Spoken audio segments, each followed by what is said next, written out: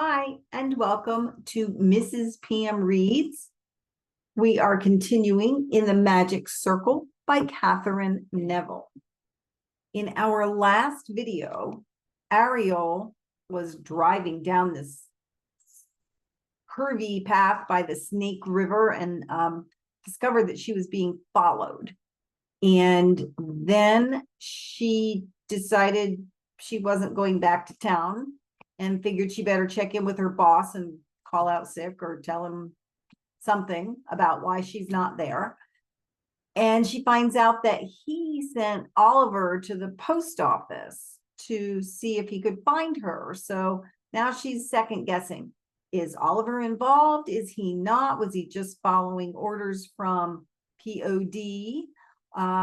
Is he running things? So she's just like, what is happening? And she is going to hide the manuscript. And that's where we pick it up.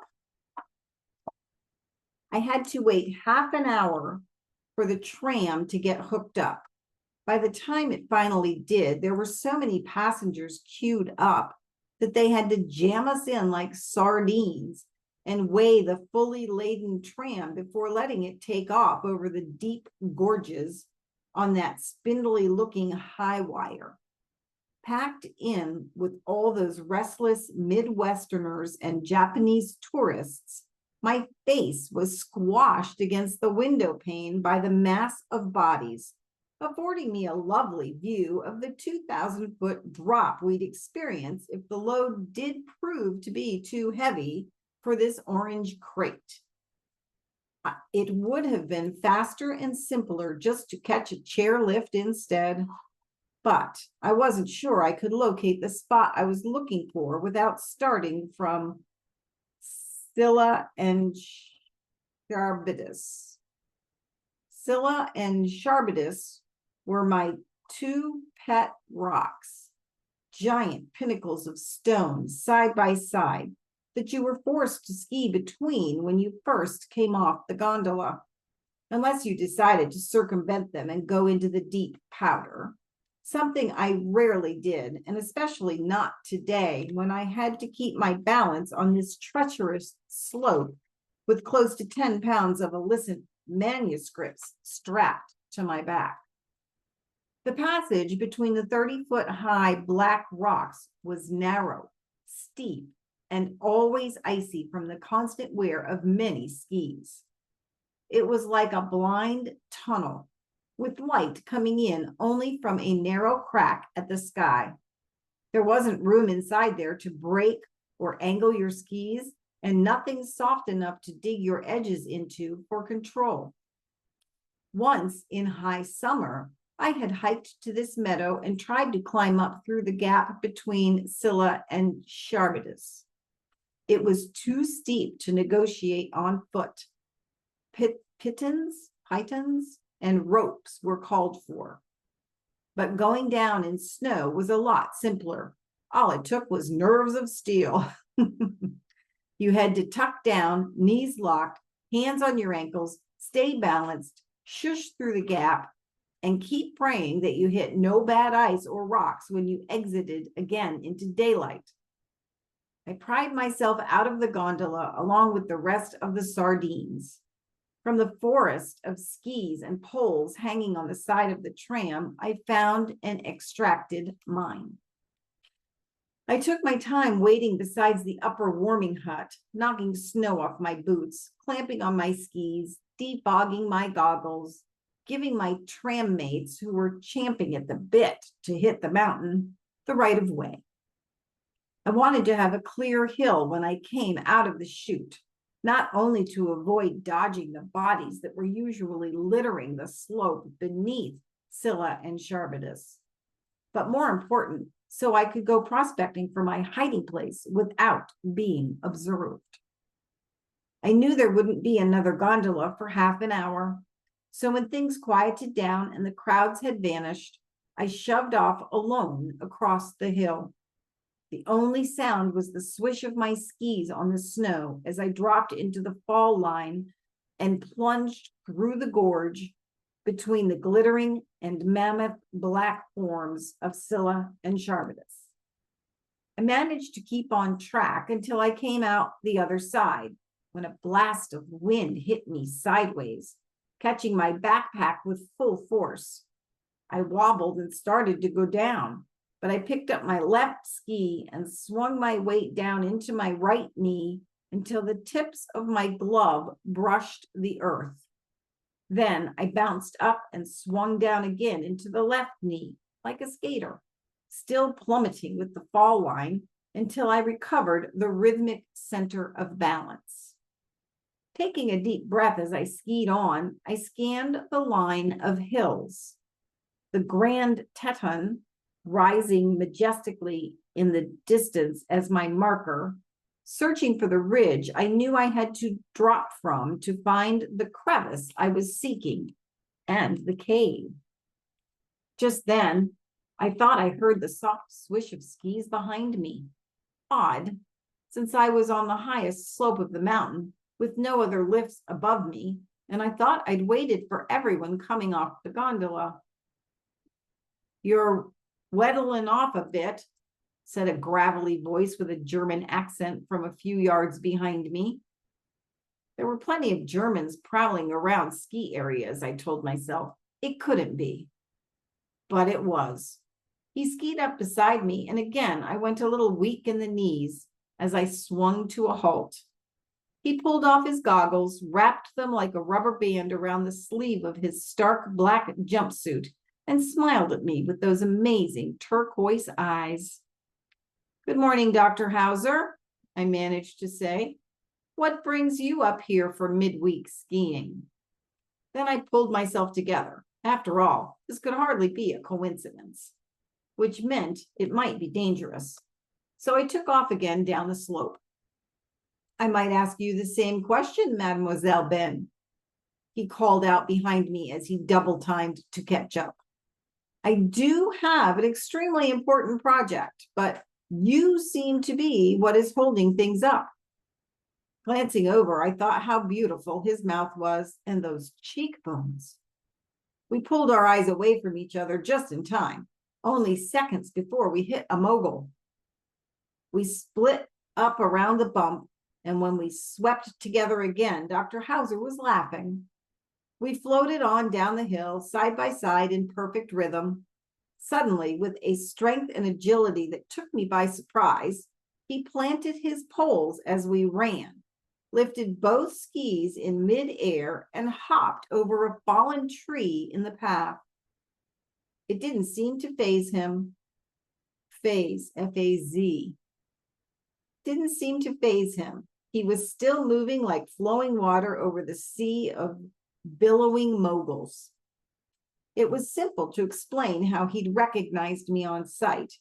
After all, as the pod had said, he'd reviewed my files, so he'd seen not only my vital statistics, but my security photos as well. Still, that didn't explain what he was doing here on this mountain, 100 miles from town. As if tracking these thoughts, he skidded to a halt where the trails forked, throwing off a spray of snow, and turned to me. "I've already followed you across 2 states and up this mountain. That's quite enough for one morning. What if we go to the ski lodge just down from here, the Upper Schloss, where I can buy you a nice hot lunch. Then perhaps we can talk, get to know one another a bit. Unless," he added, "you've already brought a lunch for yourself in your backpack there." "No, I'd love to join you," I said. I hoped not too hastily.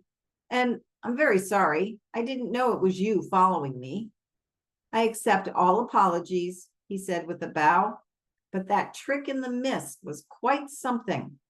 When you vanished, I tried roads in 3 directions until at last I understood what you'd done. Tell me, how does a young woman like you learn to, as I believe you Americans say, lose a tail with such competence?" "I guess that's why I went into the security field," I told him. "I've always had an interest in things that are hidden, in the idea of pursuit and discovery and capture." So have I, said Professor Dr. Wolfgang K. Hauser with an enigmatic smile. Whew.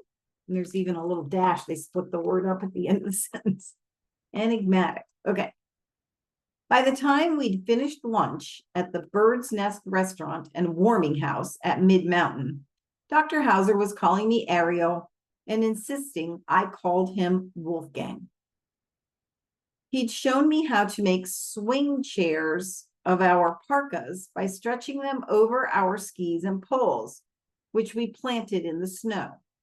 We hung there in the sun just beyond the deck, dipping crusty dark bread in our oyster stew and drinking fruity glühwein spiced with cloves and dusted with cinnamon. Wolfgang had given me plenty of ski tips as he'd followed me down to the restaurant. He was an incredible skier, even better than Oliver. I'd skied mountains all over the world since childhood, and I knew a master when I saw one. There were very few who had that combination of strength and fluid grace that made everything they did on the mountain seem effortless.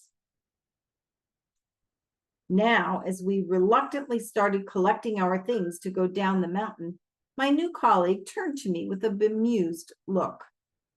I wonder, what should I collect from you in repayment for giving you all those free skiing lessons this morning?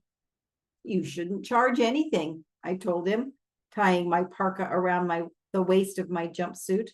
Everyone knows it's in the very nature of the Austrian to give ski instructions. It's as natural as breathing. You don't charge for what comes naturally. He laughed, a little uncomfortably, I thought. But I have to ask you a serious question, he said. You know, I actually did recognize you from your photos. It was really from your eyes alone. When you came into the building yesterday, although you were all bundled up and looking like a polar bear. Wow, those had been my thoughts exactly. I wanted to speak with you then, but I felt somewhat awkward doing so in front of others. He took my backpack from my hands as I was about to pull it on, and he set it on the ground. Then he put his hands on my shoulders. I felt the heat moving from his fingers into my flesh. This was the first man I'd ever met from or even dreamed about who could make me limp just by looking at me. Now he was touching me. But I was rendered totally speechless by what came next. Ariel, you know we'll soon be working together closely on a critical assignment. Under the circumstances, I realize that what I'm about to say to you is probably inadvisable. But I really can't help it. I must tell you that it's going to be very, very hard for me to maintain a professional relationship with you, the kind of relationship that is needed for us to carry out this project. I assure you, I didn't plan what happened. Indeed, this sort of thing has never happened to me before. I'm not sure I'm believing that. He trailed off as if expecting me to speak. When I held my breath, waiting for the other shoe to drop, he added, I don't know how to say this exactly, but Ariel, I'm extremely attracted to you. I am very attracted to you. To me? Holy S-word. I was in deep water and I knew it. I could have drowned in the depths of those turquoise eyes as he stood there looking so intense. This guy was dangerous in more ways than one, and I had plenty of danger in my life already without taking any extra free ski lessons. If only he weren't so attractive. Forget it. He wasn't attractive. He was charismatic. He was magical. I knew it, and so did everyone else who ever laid eyes on him. But this couldn't be happening to me, not on top of everything else, not now. Why in heaven's name had the pod decided to dish up this poison to me? I had to do something to get myself back to reality, such as it was. I closed my eyes and took a deep breath. Marshaling all my reserves, I stepped backwards so that his hands fell from my shoulders, snapping the link. I opened my eyes. So, what's the question? I asked. Question? He said, momentarily confused. The serious question you said only a moment ago that you needed to ask me, I explained. Wolfgang Hauser shrugged his shoulders and looked a little pained. It seemed that he hadn't thought through what kind of response he himself had really expected of me, nor what might come next in the scenario. You don't trust me, he said, and you're perfectly right. Why should you? I follow you like an idiot through the fog. I chase you down a ski mountain and drag you to lunch. I blurt out unsolicited feelings for you that I bloody well should have kept to myself. For all this, I deeply apologize, but I do want to say one thing. I waited, but I was totally unprepared for the broadside when it came. Ha! I am a personal acquaintance of your uncle, Lafcadio Ben from Vienna, he informed me. I've been sent here to Idaho to protect you as best I can. Before you came back from that funeral in San Francisco, I flew here to be sure you'd be placed on my project, not only for your personal expertise, I admit, but because the documents that you are heir to must not fall into the wrong hands. Do you understand? Holy Mother of God and all the saints. What was he saying? Ariel, he said, I assure you that when I took this assignment, I didn't expect to find. He paused and looked at me in the eyes for a moment. Oh, shice. How I've messed this up, he finally said, and he turned away to pull his skis from the snow so I couldn't see his face. Let's just go back to town, shall we? Well, it gets more and more interesting as more and more people seem to be involved with whatever manuscripts coded that she has inherited, so to speak, because Sam's not really dead. What a mess of intrigue. All right, you guys. I hope you have a wonderful day, and I'll see you next time. Bye.